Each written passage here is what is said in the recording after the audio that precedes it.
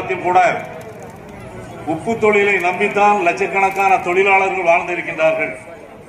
ஏழை எளிய மக்கள், கூலி வேலை செய்யக்கூடிய தொழிலாளர்கள் முதற்கொண்டு இந்த உப்பு தொழிலை நம்பியே தூத்துக்குடி இருந்திருக்கின்றது. தூத்துக்குடியில தான் தன்பாடு உப்பு சங்கம் அப்படின்னு சொல்லி நிறைய உப்பு சங்கங்கள் கூட இதை பின்பற்றியே நடந்திருக்கின்றது.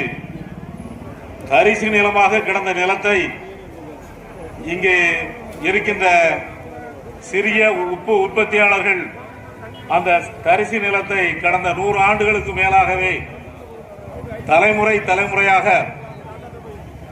அந்த நிலத்தை சீர் செய்து அதை பக்குவத்திற்கு கொண்டு வந்து அதை கடுமையாக பணங்கள் செலவு செய்து இன்றைக்கு உப்பு உற்பத்தியை இந்த தூத்துக்குடி மாவட்டத்தில் பெருக்கி இருக்கின்றார்கள்.